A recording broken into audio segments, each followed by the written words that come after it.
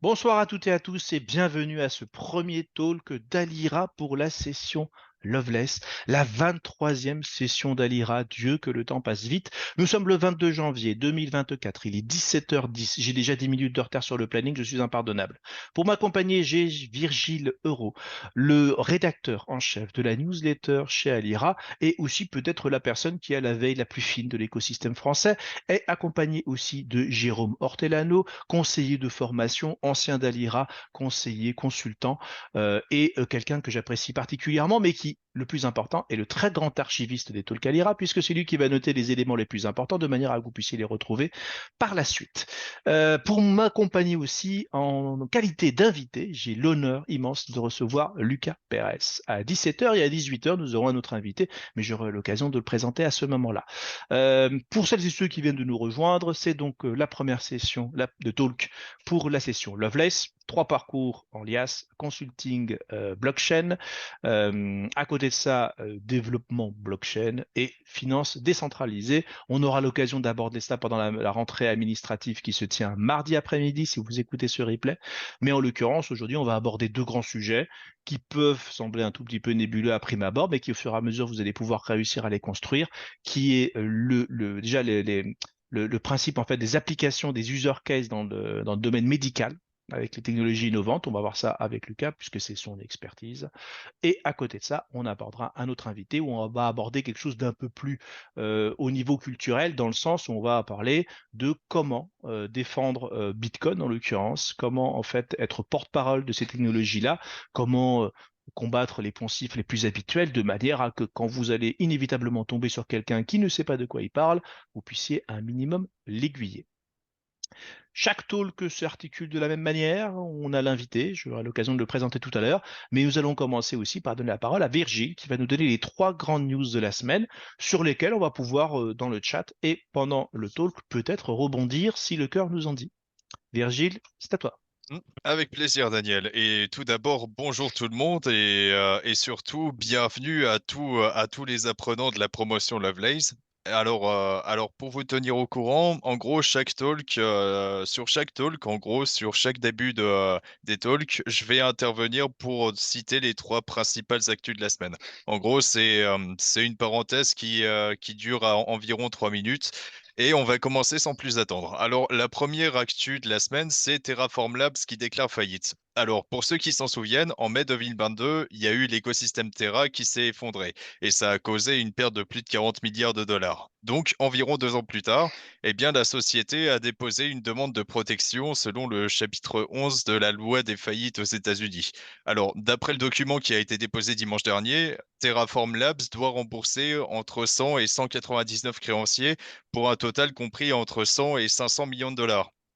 Alors, ce dépôt, il permettra de régler les procédures judiciaires en cours, dont celle avec la SEC, donc qui est le régulateur américain, qui fait partie des créanciers.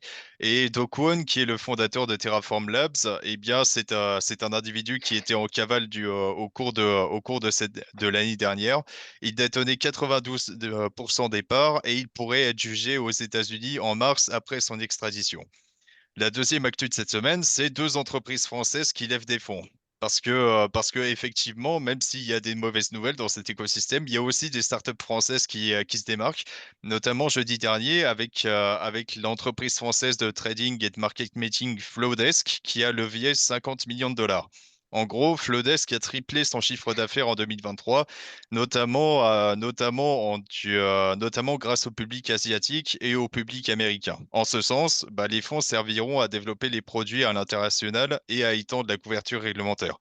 Ensuite, la deuxième entreprise qui a levé des fonds, c'est Kiln. C'est un acteur français du staking d'Ethereum qui a levé 17 millions de dollars notamment par le fonds d'investissement qui s'appelle 1KX. Donc 1KX qui est un fonds d'investissement qui est surtout réputé pour faire des articles assez détaillés sur la technique des protocoles. Et Kiln, leur exploit, c'est d'avoir multiplié par 5 le montant des terres stakées au cours de l'année 2023. Et en gros, ils font quasiment partie des plateformes de staking de premier plan. C'est un peu au même style que Lido ou Rocket Pool, par exemple. Et enfin, la troisième actu de cette semaine, c'est le problème sur le client Nethermind. Alors, au cours de dimanche dernier, on a eu environ 10% des validateurs d'Ethereum qui ont été déconnectés du réseau à cause d'un bug sur le client d'exécution Nethermind. En gros, le bug a empêché le client d'attester les nouveaux blocs d'Ethereum. En gros, pour ceux qui possèdent des validateurs. Et on avait un bug similaire qui était survenu précédemment avec le client Besu. Alors, 10% des validateurs, ça semble pas très grave, mais sauf que la communauté d'Ethereum a montré des inquiétudes parce que ça pourrait aussi arriver à Get. En gros, un bug sur le client Get, ça pourrait arriver, mais sauf que Get, il représente 80% des validateurs au total sur Ethereum. Donc, un bug sur Get, ça pourrait bloquer la finalisation des blocs sur Ethereum ou alors provoquer un fork sans le faire exprès. Et donc, les utilisateurs de staking sont appelés à diversifier leurs clients d'exécution et les prestataires comme Lido, Kin ou Binance sont également appelés à faire de même. Donc, voilà, voici pour les trois actus principales de cette semaine. Alors, pour ceux qui débutent avec la promotion Lovelace, ne vous inquiétez pas, s'il y a beaucoup de jargon, c'est normal. C'est normal, c'est dur au début, mais au fil des semaines, vous allez vous y faire. Et ma foi, c'est tout pour moi, et libre à vous de réagir dessus si ça vous tente. Merci infiniment Virgile pour ces trois news. Bon, résumons les choses très simples. Terra Labs déclare faillite. Je suis déjà assez étonné qu'il n'ait pas déclaré plusieurs mois avant déjà. C'est vrai. Il y a des choses qui mettent du temps à mourir quand même, hein. Et ça nous rappelle effectivement aussi ce que j'appelle le darwinisme technologique extrêmement sauvage et agressif dans le Web3. À l'instant même où on sait qu'une solution ne fonctionne pas, son token va à zéro et la discussion se pose même plus. C'est très cruel, mais c'est la réalité de l'innovation, d'autant plus dans le Web3. Les prix, les tokens sont pricés 24 heures sur 24, 7 jours sur 7. Et il n'y aura pas un gendarme de la bourse qui va vous couper la cotation de Terra parce que ça descend trop vite. Donc c'est une des réalités du terrain. Elle est forte, elle est cruelle, mais c'est ce qui permet aux branches les plus solides de vivre. Les levées de fonds des licornes françaises, ben, j'en suis très heureux. Franchement, je suis très heureux. D'ailleurs, bon, je ne vais pas vous le dire, mais je vais vous le dire, à 19 heures, peut-être, je dis bien peut-être, on aura justement de ces très jeunes licornes qui viendra nous faire un petit coucou parce qu'elle aurait de très très belles choses à nous dire. Et il s'avère que cette licorne, elle est née à la maison, c'est toujours plaisir à dire. Et les 10% des gens qui avaient un client défectueux, bah, ça montre encore une fois, peut-être qu'on en parlera tout à l'heure avec Lucas s'il veut bien, l'importance d'avoir une diversification de différents clients pour éviter justement que dans ce genre de cas, on puisse avoir un souci. Parce que là, ces 10%, bah, imaginons qu'on 70% des gens sont sur le même client, les 70% des validateurs qui tombent, et là, l'histoire n'est pas du tout la même. Bien. En tout cas, merci beaucoup, Virgile, pour ces informations. Je vais donc donner la parole à Lucas Pérez, un grand expert de la santé et de l'autonomie. Globalement, bon, bah voilà, tu es quand même conférencier. Donc, nous allons avoir un verbe de qualité. Et figurez-vous que monsieur est auteur aussi. Alors, figurez-vous que le deuxième invité est auteur aussi. Je vais recevoir que des auteurs. Voilà, à un moment donné, ça va devenir une rubrique littéraire. On ne reçoit que des auteurs. Je suis auteur moi-même. Donc voilà, on y va. On est dans la joie et la bonne humeur. Donc, très cher confrère auteur, je vais vous donner la parole. Déjà, Lucas, peux-tu nous dire qui tu es et comment tu es arrivé dans l'écosystème pour qu'en fait tout le monde voit d'où tu parles? Ok, alors déjà merci pour l'invitation, Daniel. Bonjour à toute la communauté Alira.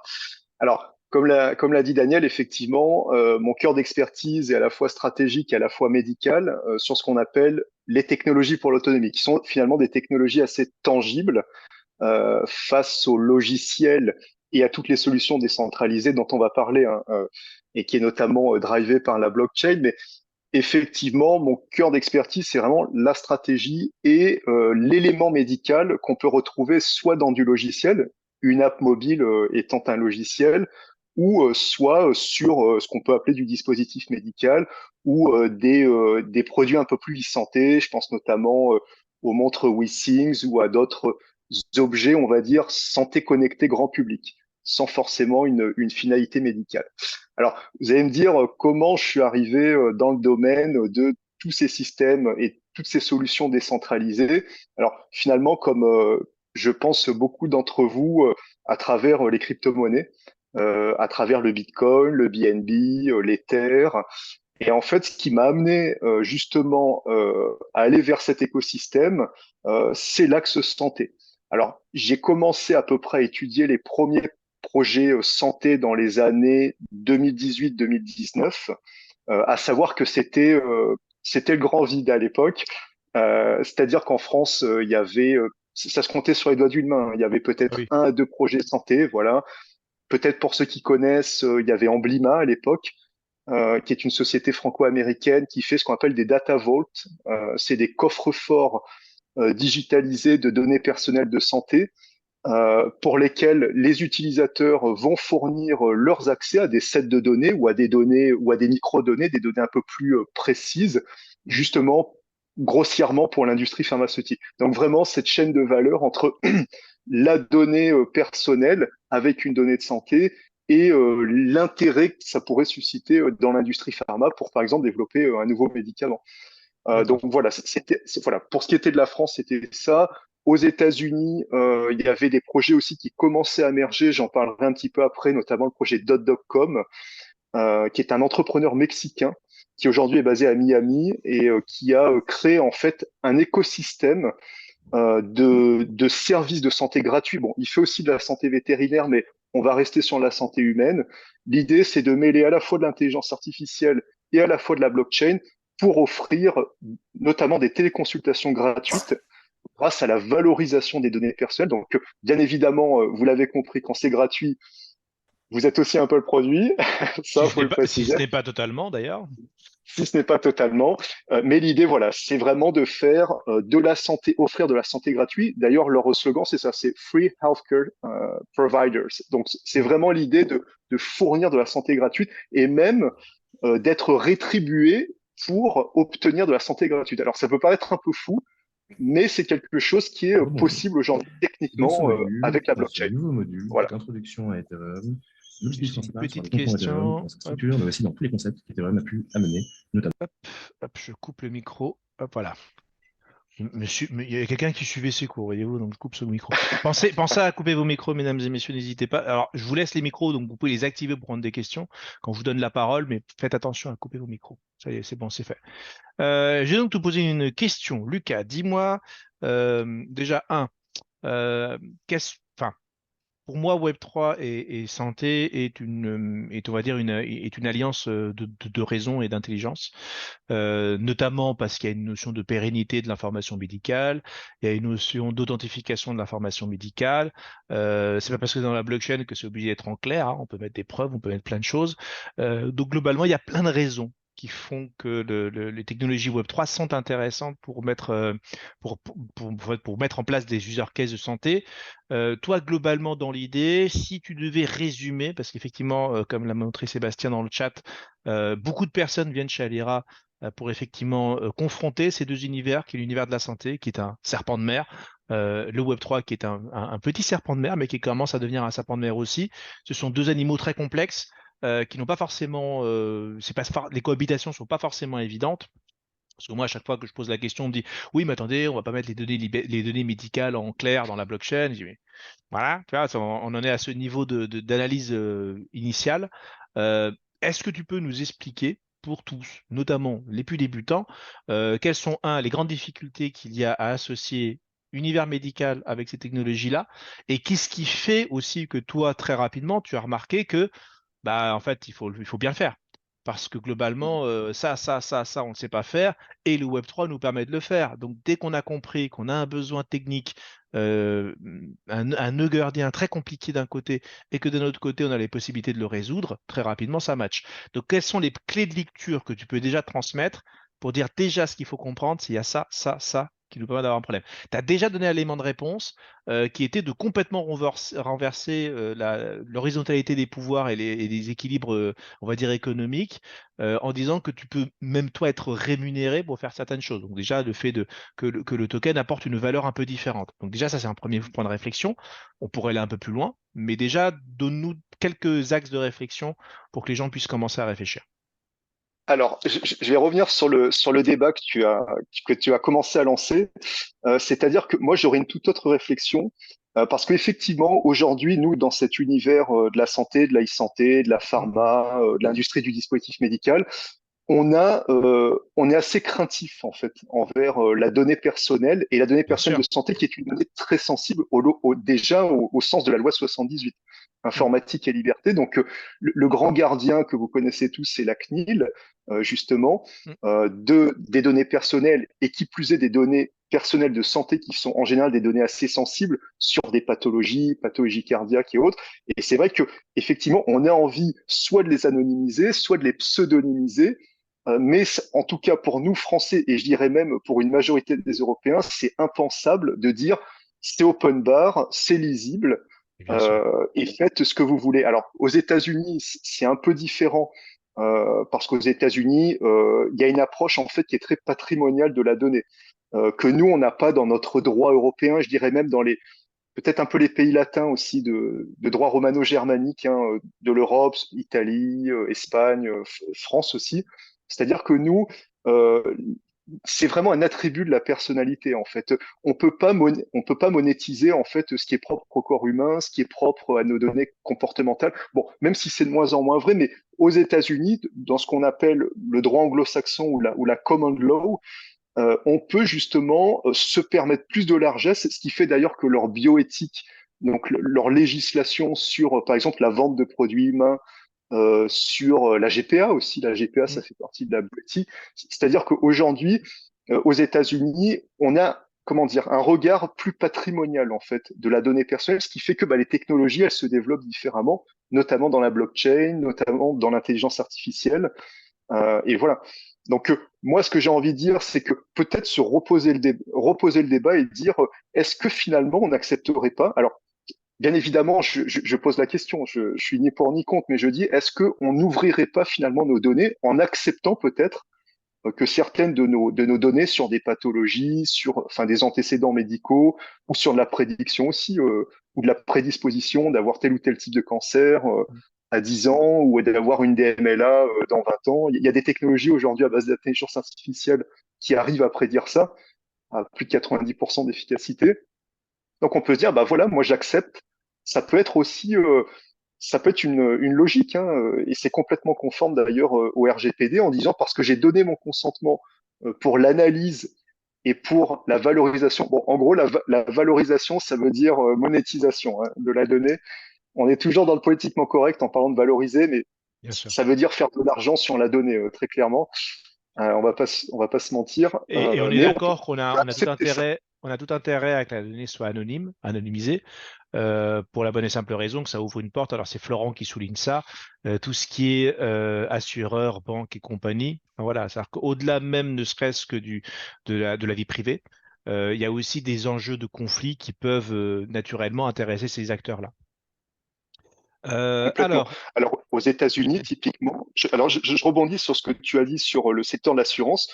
ouais, Aux États-Unis, il y a des assureurs qui disent très clairement, si vous nous ouvrez vos données, par exemple en acceptant de porter une smartwatch ou d'autres objets connectés, on vous fait une réduction, on vous fait un 50% discount sur d'accord. votre panier d'assurance mensuel. C'est Ok. la contrepartie, en fait. Vous acceptez ça et nous, on vous fait une réduction. Voilà. Question de Gabriel. Comment les données sont-elles utilisées une fois vendues? Est-ce qu'il y a des exemples? Alors, on a l'Apple Watch, bon, qui n'est pas du tout un exemple Web3, hein, voilà, globalement, on a un outil de mesure temporaire sur nous, et globalement, d'une certaine manière, les assureurs jouent un enjeu là-dessus à attirer l'utilisation de ce matériel-là par une réduction. Est-ce que tu as d'autres exemples? C'est-à-dire, est-ce que, par exemple, sans pour autant qu'on soit directement dans le Web3, mais qu'on puisse être par exemple sur de l'information qui est mangée par des algorithmes d'apprentissage. Est-ce que tu as déjà des cas très concrets de telle donnée médicale d'une certaine manière est quand même vendue et permettra plus tard d'être branchée avec telle autre chose? Qu'est-ce que tu as comme exemple très concret?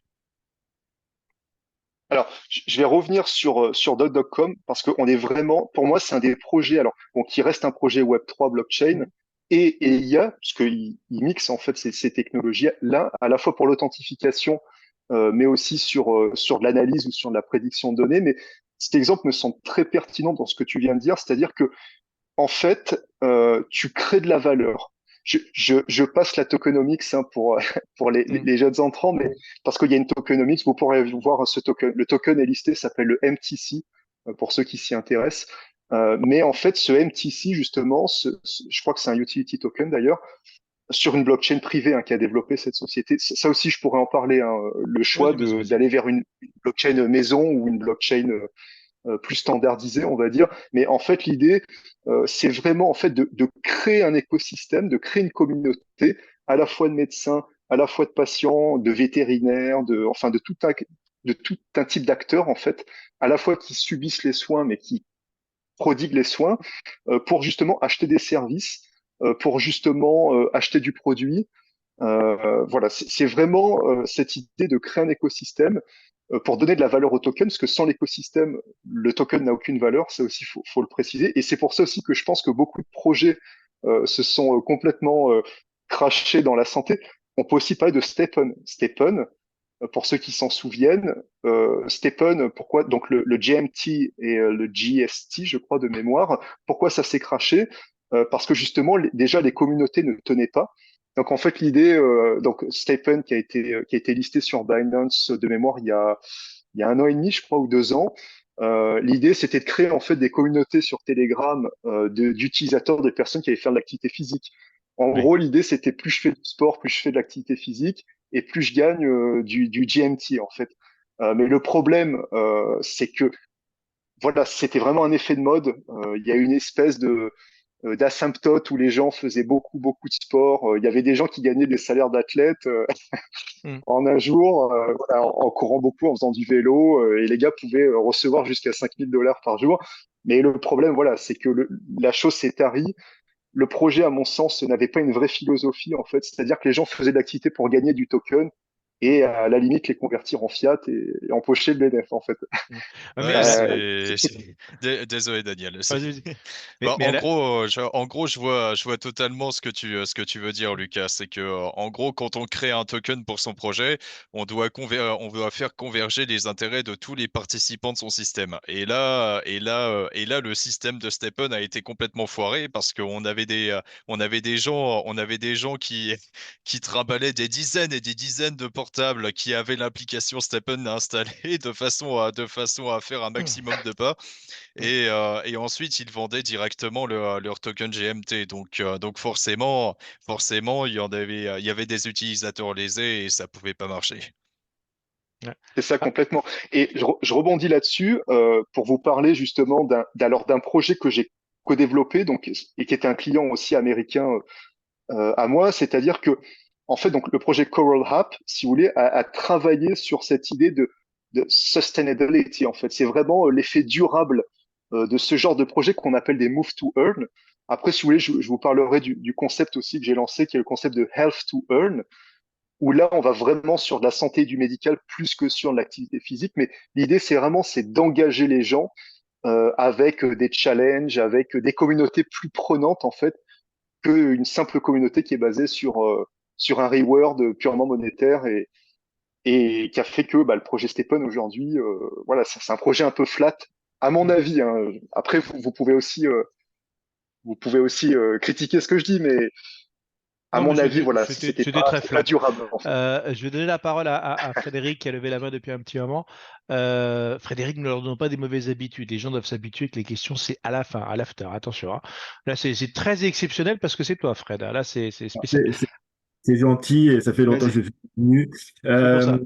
et je suis en retard parce que je pensais que c'était 18 h, mais bonjour, ce que tu parles est passionnant. Et moi-même, essaye désespérément de croiser les données, on va dire, sociales des entreprises avec les données de santé des salariés et leur activité physique. Alors, il faut quand même savoir que, je ne sais pas si on en avait parlé, en France, on a quand même le Health Data Hub, qui est la grande base de données de santé. Faut pouvoir y rentrer, donner pas de blanche, mais je pense que là, il y a beaucoup de choses à faire pour les startups, objets connectés ou autres. Mais c'est vrai que juridiquement, c'est très compliqué. Et je voudrais aussi, après, on peut récupérer aussi les données de Strava pour le sport, monde connecté. Et je pense qu'avec ça, et moi, des experts en santé au travail, j'essaye de monter des outils d'analyse et j'ai identifié d'ailleurs les mutuelles qui doivent un outil pour les mutuelles qui leur permettrait de gérer leurs dossiers, parce qu'ils n'ont pas le droit de s'occuper, c'est distinguer le côté finance des mutuelles d'entreprise et la santé dans l'entreprise. Ils n'ont pas trop le droit de mixer les deux. Comme tu l'as dit, l'histoire de l'assurance, par rapport au fait qu'on fait de la santé ou pas, pose beaucoup de problèmes. Mais par contre, là, on pourrait peut-être leur proposer des outils qui permettraient, à travers des activités artistiques et sportives, pour commencer, gérer la santé dans une entreprise, voire dans une région. On en a cherché l'ARS. Avec des objets connectés, j'ai pensé à payer, offrir via les CSE sur les œuvres sociales des montres connectées.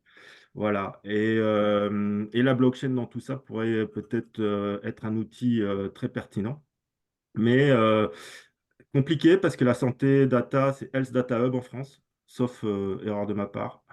Et c'est un super outil, mais je pense que le côté décentralisé de la blockchain a peut-être un mot à dire.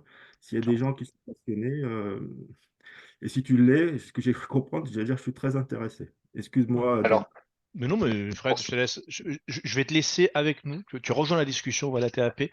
Comme ça, tu pourras poser une autre question si nécessaire. Lucas, je te laisse répondre. Alors, pour ce qui est du Health Data Hub, que je connais un petit peu, effectivement, c'est un acteur incontournable en fait, mais qui est, à mon avis, beaucoup focus sur la recherche médicale. D'ailleurs, on voit qu'il y a des liens avec des CH, des des centres hospitaliers universitaires. De mémoire, ils sont hébergés à Paris Santé Campus, qui est Les vers machine Porte de learning. Versailles. Ouais, Voilà. ils sont très machine learning. C'est ça, exact. Ils sont beaucoup. En fait, le gros, c'est des polytechniciens, c'est des data scientists. Voilà. Quelquefois, le système peut être un peu complexe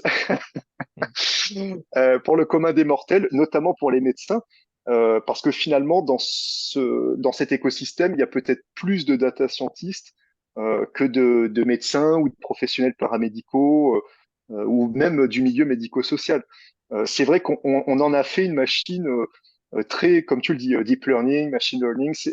Aujourd'hui, c'est devenu quelque chose de très complexe, aussi mêlé à de la recherche, ce qui fait que c'est encore plus complexe et que ça pose des questions. Alors, du point de vue juridique, ils font très très bien les choses sur la gestion des consentements, que ce soit dans la collecte, mais aussi dans le traitement des sets de données.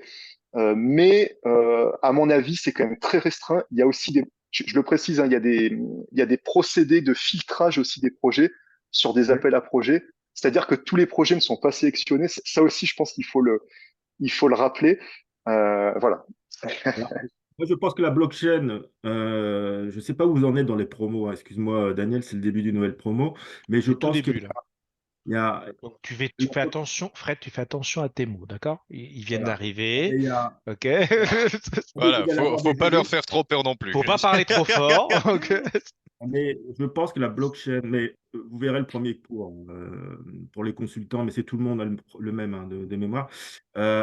Pour un droit individuel, parce que tu as raison, Lucas, c'est-à-dire que ben, moi, pour ma santé, la data, même la mienne, je n'y ai pas accès, quoi.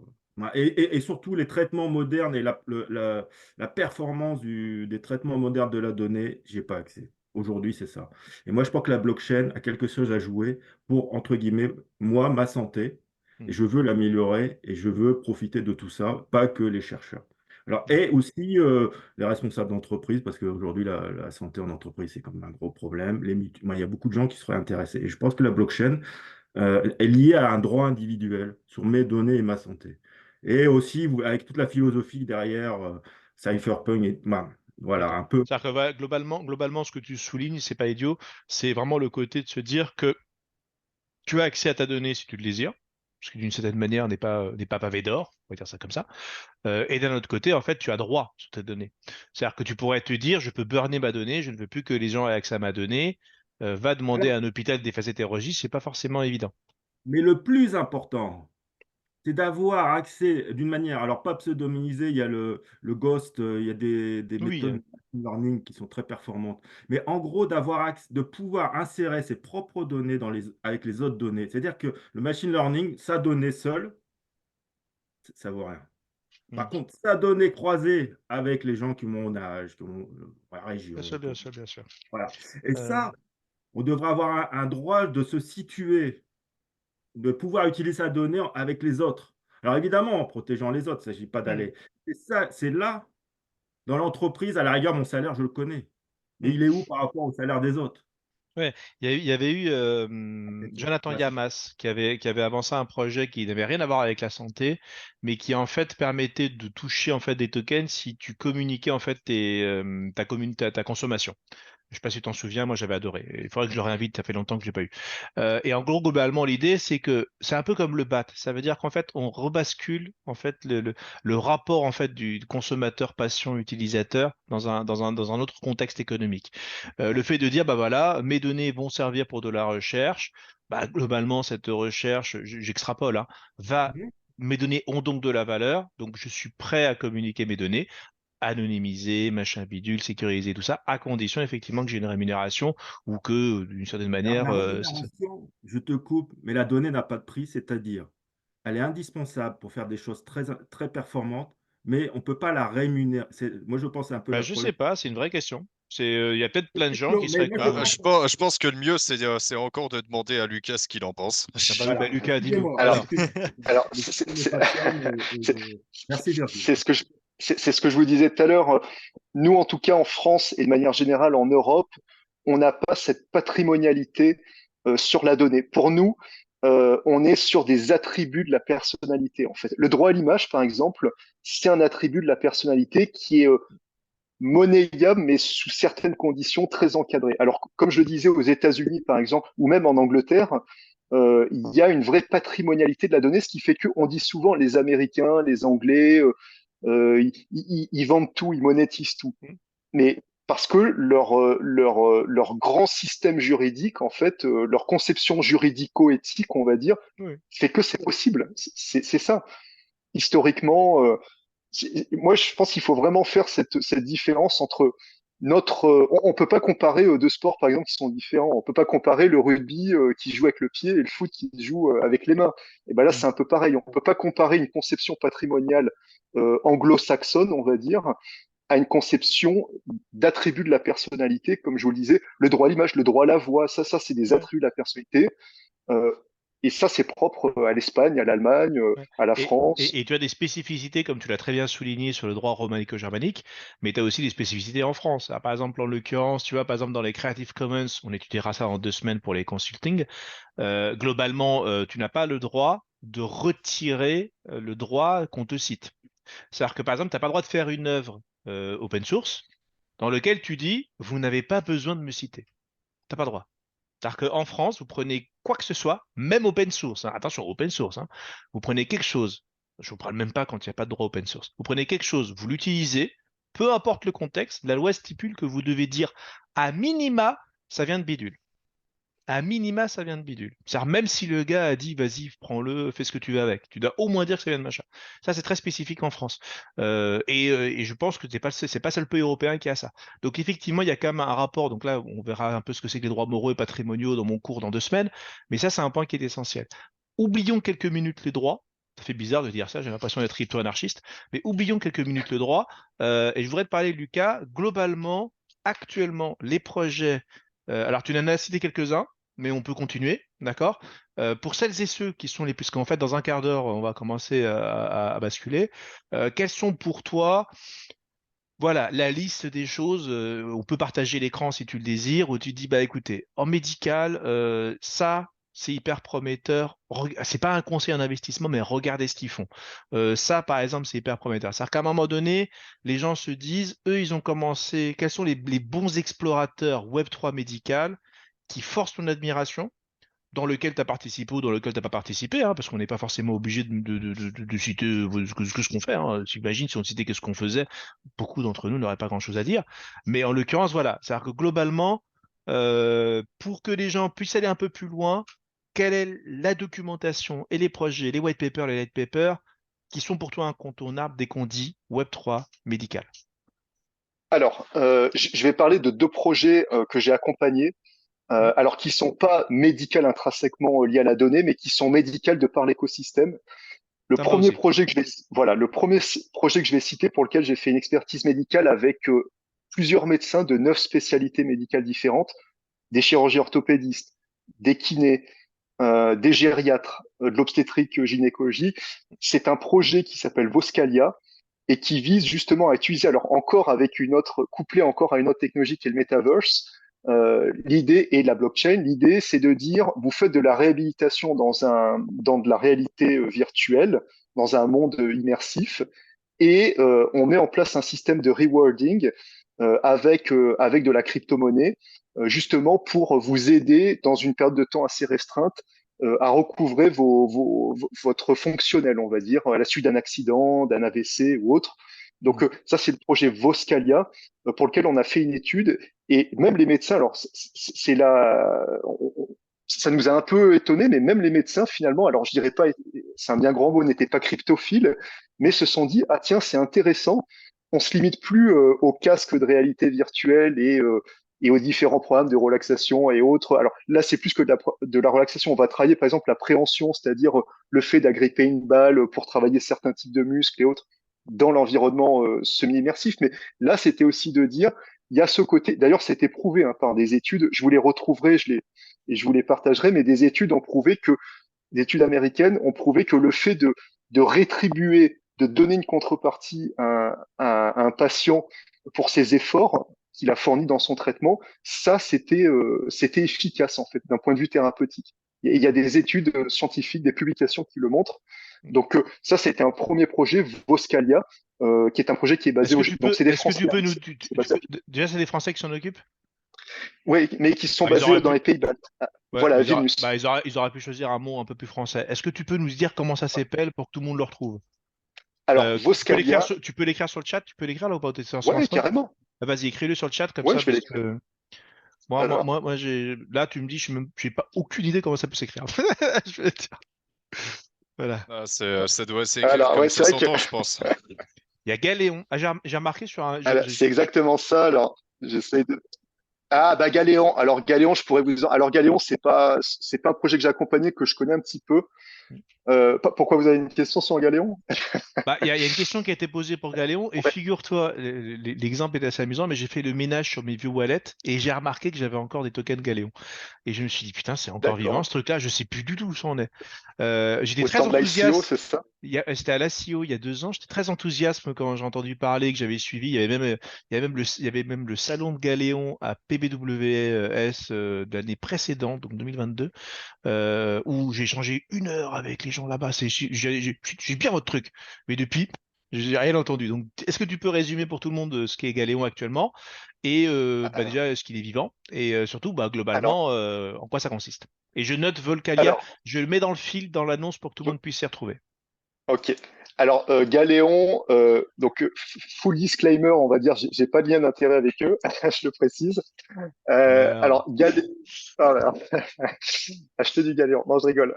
Non, donc Galéon, c'est une blockchain hospitalière qui permet justement on va dire, de créer des dossiers patients décentralisés et voilà, et de croiser des données venant de plusieurs spécialités en mélangeant à la fois du médical et à la fois de l'administratif. Parce qu'à l'hôpital, il y a pas que du médical, hein, il y a aussi de l'administratif. Par exemple, ce qu'on appelle, bon, c'est un mot un peu abscon pour les non-santé, on va dire, mais la T2A, la tarification à l'activité, c'est ce qui régit aussi les actes de soins. Quand vous allez à l'hôpital et que vous êtes opéré, je sais pas moi, en chirurgie orthopédique pour une prothèse de hanche, la pose d'une prothèse de hanche, ça a un coût.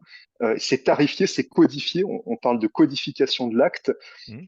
Et ça, bien évidemment, ça fait l'objet de quelque chose de très précis. Bon, Galéon ne fait pas de la tarification d'activité, mais voilà, ils font aussi des choses administratives. Alors, j'ai pas vu dans le détail leur dossier patient. Ils existent encore, hein, ils sont pas morts. D'ailleurs, ils étaient à Las Vegas au CES il y a quelques semaines. Bon, bah, s'ils sont à Las Vegas, Où ils ont encore du budget, donc ça va, c'est bon. ils ont encore du budget. Je les avais croisés, je crois, à Paris Healthcare Week. C'était l'année dernière, de mémoire, en mai dernier. Ils étaient encore là. Ils avaient un très beau stand d'ailleurs. D'accord. Si vous voulez le partager avec eux. Mais voilà, c'est une blockchain hospitalière, tout simplement. Je crois qu'ils ont une dizaine d'hôpitaux à vérifier. Hein, à vérifier. Ils ont quelques hôpitaux avec lesquels ils ont contractualisé. Je crois qu'il y a le CH de Caen de mémoire en Mhm. Normandie. Mais voilà, après, j'en sais pas plus. Ce qu'il faut retenir, c'est que c'est une blockchain hospitalière. Alors, je vais rebondir là-dessus par rapport à l'hôpital. Le gros problème, et vous en doutez tous, c'est l'interopérabilité des systèmes. Mhm. Euh, Il y a une logique aussi en France qui fait que chaque hôpital ont souvent leur propre logiciel, même s'il y a des marchés publics, mais chaque hôpital ont leur propre logiciel, ce qui fait que souvent c'est des systèmes qui sont très propriétaires. En fait, on parlait de l'open source tout à l'heure, ben, Mhm. il y a encore du travail Ah pour bah faire de c'est l'open sûr, source à l'hôpital. c'est sûr. Donc voilà, ça c'est un des gros problèmes que je pourrais mettre en exergue. Ouais. L'interopérabilité, surtout dans des systèmes hospitaliers Ok. pour la Euh, blockchain.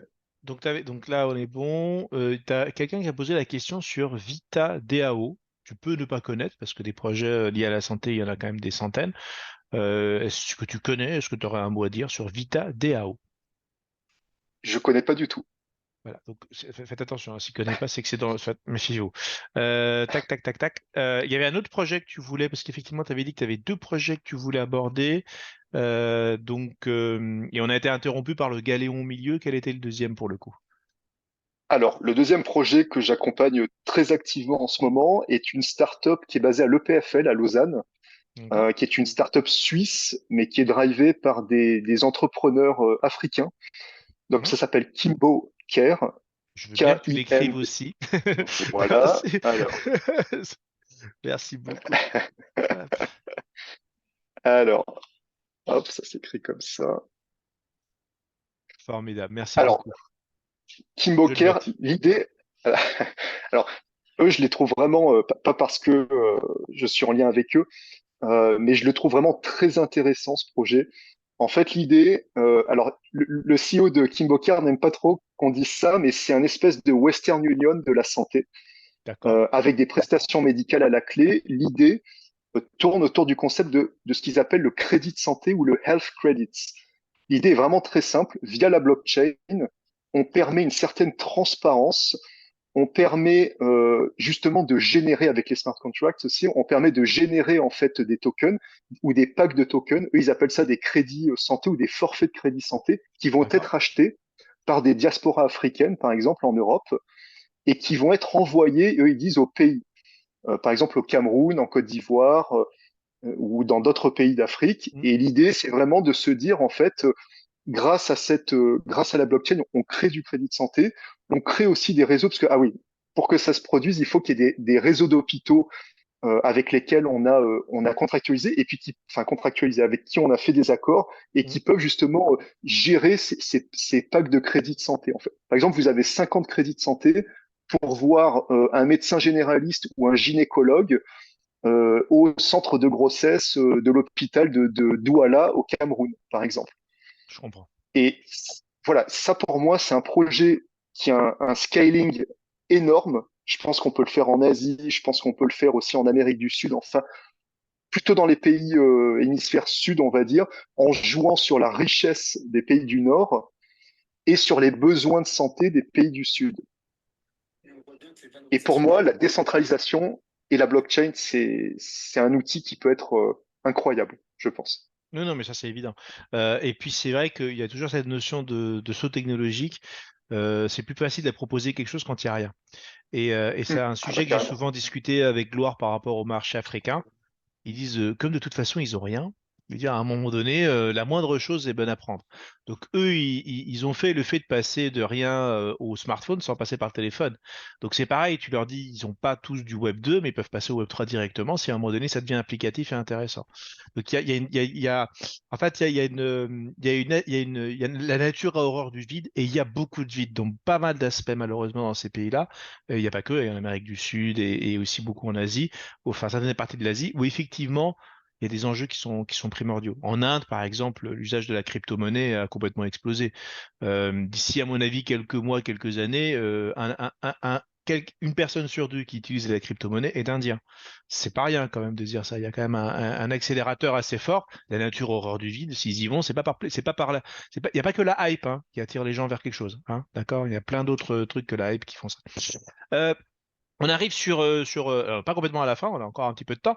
Je vais te proposer deux citations, puisque tu as dit des choses qui peuvent être marquées dans le marbre numérique.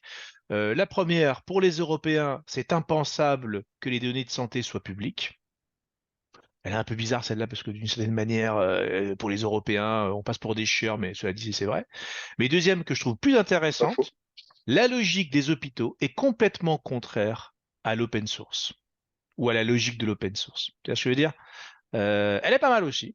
Tu peux, si tu désires, nous proposer une troisième, comme ça, qui pourrait être ta devise, qui pourrait être en fait, oui, mais en fait, ce que j'ai voulu dire dans tout ça, c'est, et là, tu lances ta tirade, ou on garde une des deux à ton choix. Qu'est-ce que tu préfères? Alors, déjà, je sens que je vais m'attirer la foudre de tous les hôpitaux français. Ouais, Ah, mais c'est pas grave, on est là pour ça aussi. Voilà, je suis blacklisté par le service public hospitalier français. C'est déjà, dit. d'accord. Euh, Sinon, après, tu peux dire la logique des hôpitaux serait d'avoir un axe d'amélioration qui serait de. mais ils le savent, ils le savent que l'interopérabilité, enfin, il y a encore du travail. Ce que je dirais, j'aurais une citation peut-être un peu plus générale, on va dire, en disant finalement, l'innovation, plus qu'un produit, c'est un service, en fait. Et c'est un peu ma devise, mais même pour les projets blockchain, même si la blockchain en santé, vous l'avez compris, c'est pas le gros des applications. D'ailleurs, alors, je vais juste donner je vais juste donner une stat aussi qui va être assez intéressante pour les étudiants. C'est qu'aujourd'hui, la blockchain en santé, c'est à peu près 10 à 12% des projets totaux, en fait. Les fintech, c'est 45%, je crois, de mémoire. Hmm, La blockchain et son intrication à la fintech. Pour ce qui est de la santé, c'est 4 fois moins, en fait. d'accord. Donc, vous voyez, c'est quand même c'est presque une niche, en fait. C'est presque une niche, mais avec des enjeux colossaux. Donc, moi, je dirais, ma citation, ce serait vraiment ça, l'innovation. Finalement, c'est pas tant une montre, c'est pas tant, Hmm. voilà, Ouais, l'innovation plus qu'un produit, c'est un service, quoi. Ou c'est un l'innovation est un service. meilleur service qu'un produit. Enfin, on verra C'est ça. comment on le tourne. Ok, d'accord. Bah écoute, bah ça me Comme va. Kim Booker, c'est ça. Ouais, Bah, C'est ce que fait Kim Booker. C'est-à-dire que tu peux, comment dire, apporter un truc super salutaire, on va dire, pour l'Afrique.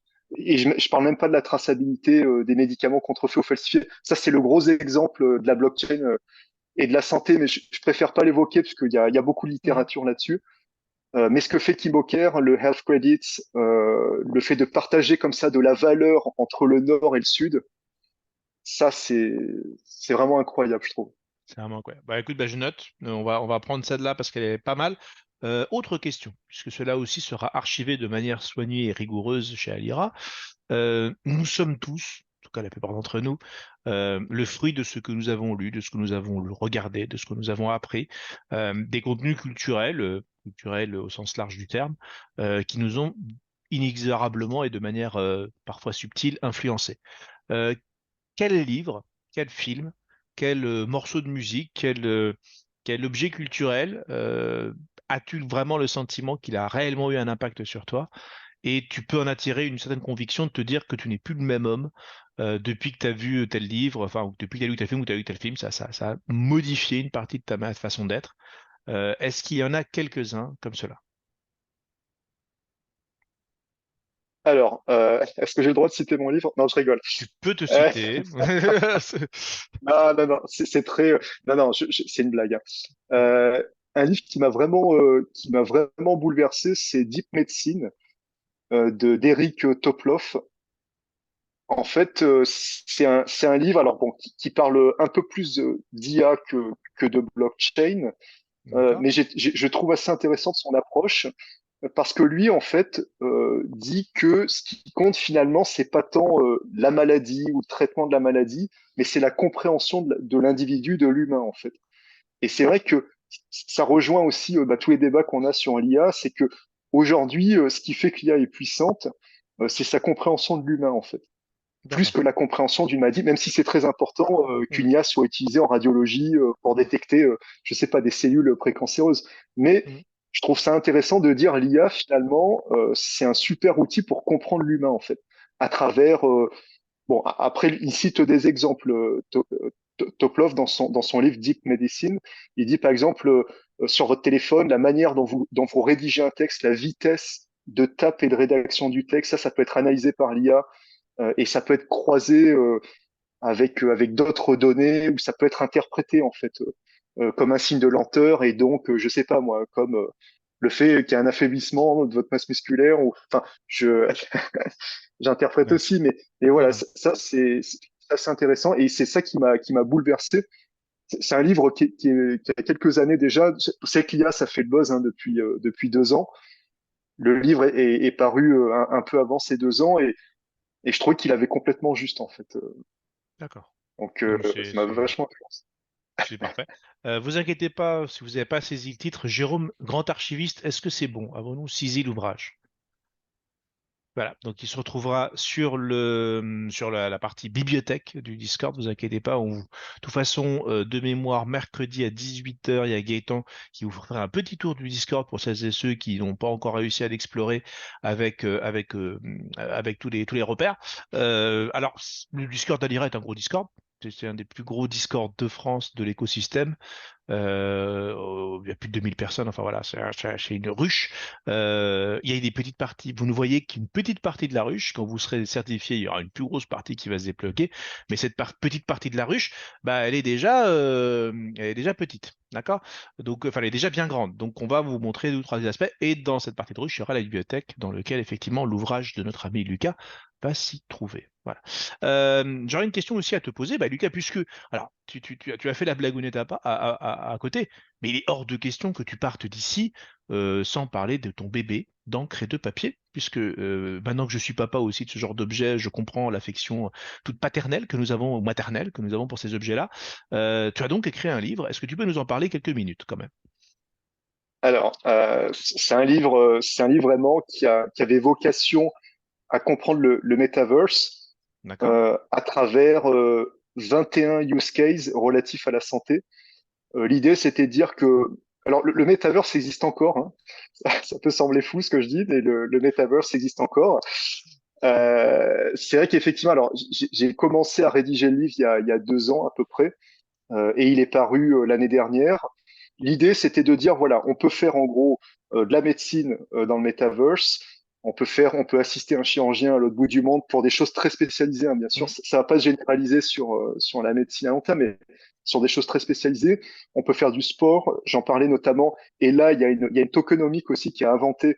Je dis ça à tous les entrepreneurs qui nous écoutent. C'est-à-dire qu'aujourd'hui, via le concept aussi que j'ai inventé, qui est le concept de health to earn, de dire non plus de gagner des tokens en fonction de l'activité physique, mais là vraiment et c'est ce qu'on disait tout à l'heure, sur des données à vocation thérapeutique ou médicale, aujourd'hui, il y a une vraie incentivisation qui peut se faire via ce concept, en fait, et qui peut se potentialiser, qui peut se décupler dans le metaverse.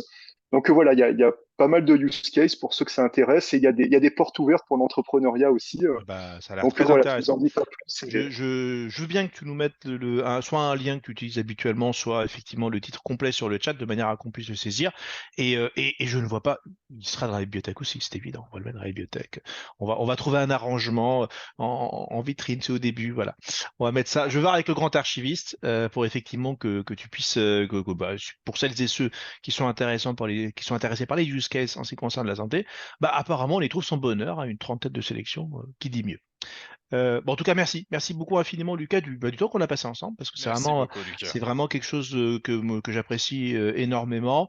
C'est le début d'une promo. J'étais très content, effectivement, parce que les cas de santé en ce qui concerne les usages du Web3 pour la santé, c'est quelque chose qui est un serpent de mer qui revient régulièrement. Donc, c'est toujours intéressant de savoir que, du coup, bah, il y a des experts comme Lucas, vous pouvez le contacter, vous pouvez lire son ouvrage. On fera en sorte effectivement pour pouvoir éventuellement recollaborer ensemble pour qu'effectivement les gens puissent te poser des questions. En tout cas, voilà. Merci infiniment pour ton temps. Je vais demander au chat. Alors, c'est une petite traduction pour les nouveaux qui viennent d'arriver, ça va peut-être faire bizarre, mais de faire un petit effort et d'envoyer un petit merci, un petit cœur, un applaudissement, un smiley, ce que vous voulez. Comme ça, Lucas récupère ses points de vie. La semaine s'annonce peut-être difficile, il a besoin de points de vie, donc comme ça, il les récupère. Voilà. Merci Bah, à tous. merci. Merci infiniment, Lucas. Reste aussi longtemps que tu voudras. Nous allons pour le coup passer à notre deuxième invité. On va s'octroyer, on va se donner le privilège de quelques minutes de pause, enfin quelques secondes de pause, le temps que je change de casquette, puisque je vais mettre la casquette de cryptosphère pour Monsieur Stachenko, parce que je trouve que ça y va mieux. Et puis voilà. Donc, petite pause. Je vais couper l'enregistrement. Je vais le rallumer. Comme ça, il y aura deux parties sur l'enregistrement. Merci, au revoir.